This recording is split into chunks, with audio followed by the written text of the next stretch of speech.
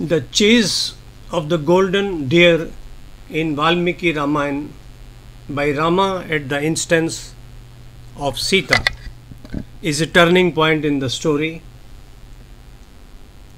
Ravan wants to get hold of Sita somehow or the other. He has persuaded Marich, one of his commanders and close relations, to appear before Sita in the form of a golden deer so that she covets it.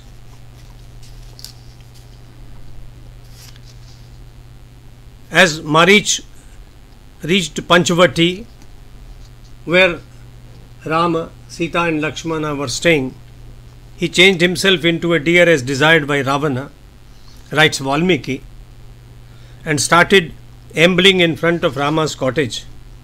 The top of his horns shone and looked blue like sapphire. His face was freckled with white and black dots. It was lotus red and his ears were lotus blue. He had a long neck and a blue belly.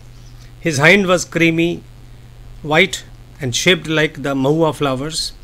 The golden tone of his skin was the color of the saffron filament. His body was sleek and had an attractive glow. His hoofs reflected light like lapis lazuli. His legs were thin and his tail had the color of rainbow. Valmiki's description is remarkable. If you look at all the images, they are stunning. The golden deer was grazing in front of Panchavati. He leapt to pluck fresh tree leaves. At times he walked away and then returned to draw attention. He played, jumped and rolled in the ground. Sita, the one with intoxicating eyes, continues Valmiki, while plucking flowers and walking through the kaner bushes and ashoka and mango trees, happened to look at the golden deer. She liked it. She noticed that his entire coat was dotted with spots shaped like pearls and precious stones. He had lovely teeth and lips. The fur on his skin stood like thin threads of silver and copper. She was astonished. This was an unusually beautiful animal. She looked without blinking.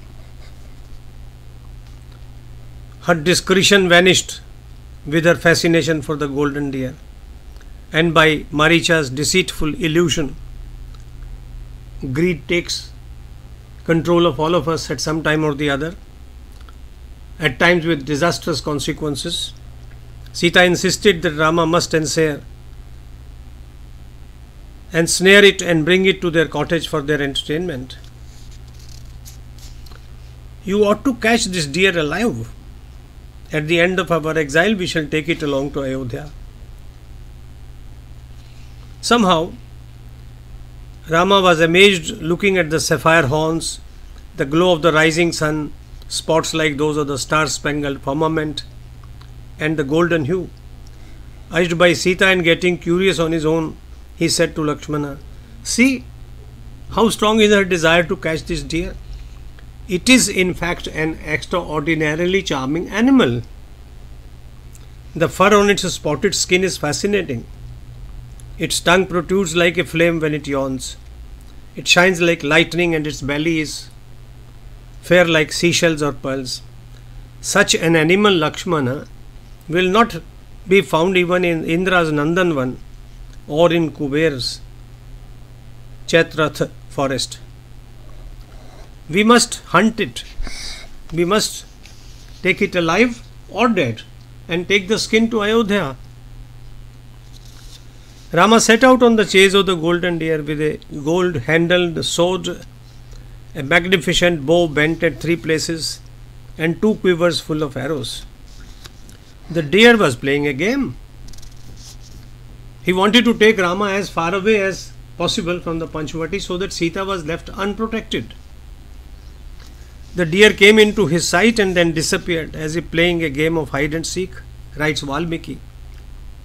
As Rama ran in its direction, the animal ran on while all the time casting glances in his direction to make sure that it was being followed as desired. At times it created a large distance between itself and the prince. At others it came almost within reach. Soon it had drawn Rama far away from the ashrama. Going far away, it regained its form. Rama realized his mistake. And when the deer was hit, he cried, "Ha Sita! Ha Lakshmana!" His repeated calls frightened Ram, who thought of the consequences of Lakshmana leaving Sita alone, but he could do nothing. And there Sita persuaded, cajoled, and insisted that Lakshmana leave her alone and go in search of Rama. This is the story of Rama's chase of the golden deer. It has a lesson for all of us. Don't be greedy. Jai Ram Ji ki.